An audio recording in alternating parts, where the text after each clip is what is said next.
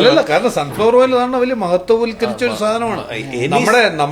നമ്മുടെ നാട്ടിലെ കോക്കനട്ട് ഓയിലിനെ ചവിട്ടി അരച്ച് തേച്ചിട്ട് സൺഫ്ലവർ ഓയിലിനെ ഈ നാട്ടിൽ കൊണ്ടുവന്നാണ് ഇവിടെ.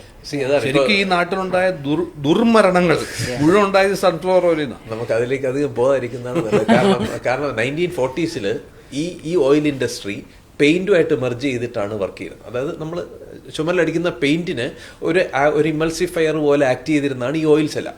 അതിലേക്ക് അവർ വേറൊരു മോളിക്യൂൾ കണ്ടുപിടിച്ചപ്പോൾ ഇവന്മാർക്ക് പണിയില്ലാതായി.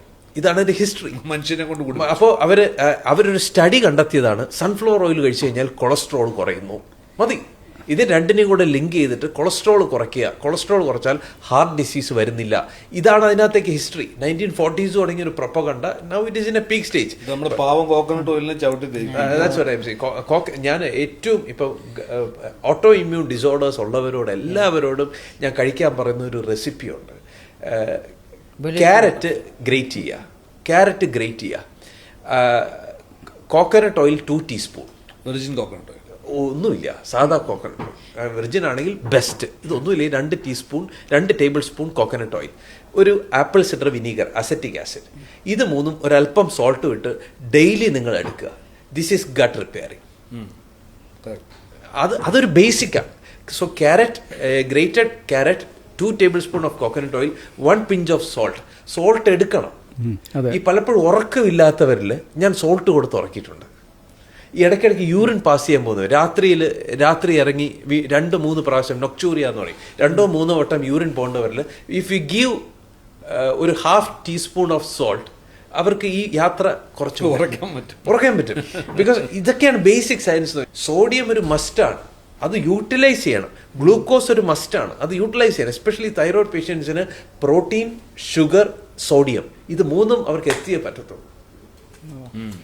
ഈ അതേപോലെ തന്നെ ഒരു വലിയ മിത്ത് എനിക്ക് തോന്നുന്നു നമ്മുടെ ആരോഗ്യവുമായിട്ട് ബന്ധപ്പെട്ട് കിടക്കുന്ന ഏറ്റവും വലിയ മിത്ത്, ഈ സാച്ചുറേറ്റഡ് ഫാറ്റ് എല്ലാം തന്നെ മോശപ്പെട്ട സാധനമാണ്. ബട്ടർ, ഗീ, ഇതൊന്നും തൊടാനേ പാടില്ല.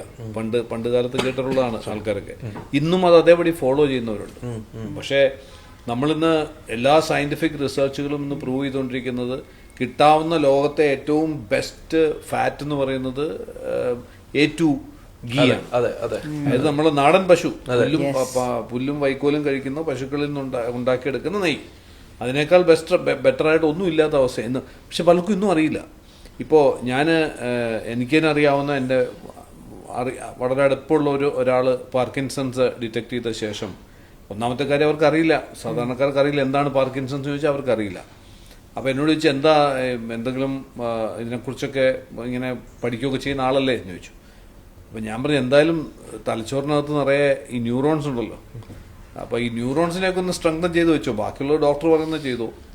അതിന് എന്താ ചെയ്യുക? അതിന് ഞാൻ പറഞ്ഞു നെയ്യ് കഴിച്ചു കഴിഞ്ഞാൽ പ്രശ്നങ്ങൾ ഉണ്ടാവില്ലേ, ഹാർട്ടിനൊക്കെ പ്രശ്നമല്ലേ.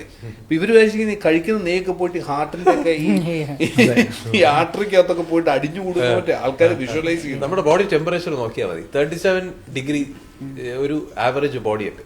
ഈ ഹീറ്റിൽ ഏത് ഓയിലാണ് ചൂടായിരിക്കുന്നത്, ബ്ലോക്ക് ആയിരിക്കുന്നത്?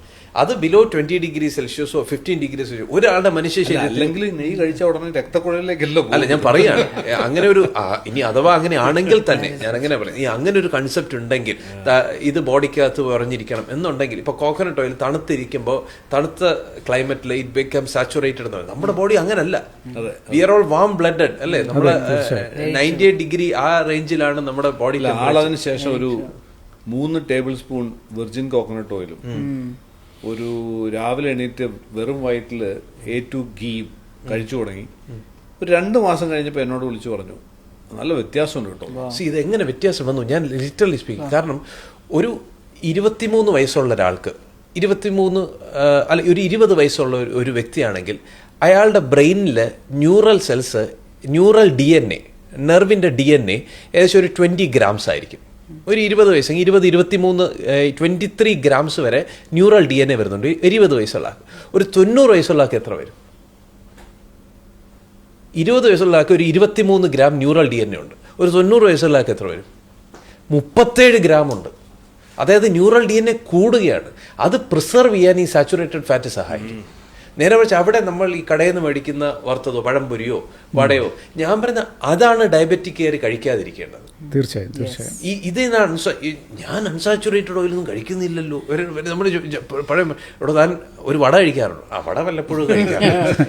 ഈ കടയിലൊക്കെ അവരുടെ അടുത്ത് പറയാൻ പറ്റില്ല, കാരണം എക്കണോമിക്കൽ ആസ്പെക്ട്സ് അവർ നോക്കുന്നു. ഈ 1 ലിറ്ററിന്റെ വെളിച്ചെണ്ണ ഓയിൽ വെച്ചിട്ടൊന്നും ഒരിക്കലും അവർക്കത് പറ്റത്തില്ല. So they mix it. കുടുംബശ്രീക്കാർ പോലും ഇത് തന്നെയാണ് ചെയ്യുന്നത്. ഞാൻ പലയിടത്തും ചോദിച്ചു, സൺഫ്ലവറും പാം ഓയിൽ അവർ ആഡ് ചെയ്യും. സോ ഈ സാധനം, ഇതിന് ഈ ഗ്ലിസറോൾസ്, ഈ ഫ്രീ ഫാറ്റി ആസിഡ്സ്, ഈ അൺസാച്ചുറേറ്റഡ് ഫാറ്റി ആസിഡ്സ്, ഇതാണ് ഇൻസുലിൻ റെസിസ്റ്റൻസിന്റെ പ്രധാന കാരണം. നമ്മൾ പറയുന്ന ഇൻസുലിൻ റെസിസ്റ്റൻസ് പഞ്ചസാര കഴിച്ചിട്ടാണ്. ഞാൻ എൻ്റെ ഡയബറ്റിക് പേഷ്യൻസിന് രാത്രി ഐസ്ക്രീം കഴിക്കാൻ പറയും. അയ്യോ, അത് പറഞ്ഞേക്കല്ലേ. സീരിയസ് ആയിട്ട്. അല്ല, ഇവിടെ ക്യൂ ആയിരിക്കും നാളെ. ഇവിടെ ഡോക്ടർ ഉണ്ടെന്ന് പറഞ്ഞത് ഡയബറ്റിക് പേഷ്യൻസിന് ഐസ്ക്രീം കൊടുക്കും. ഇപ്പൊ കൊക്കക്കോള കുഴിക്കരുന്നൊക്കെ പറയും. എനിക്കറിഞ്ഞൂടെ ഈ ബയോഹാക്ക് എത്രത്തോളം.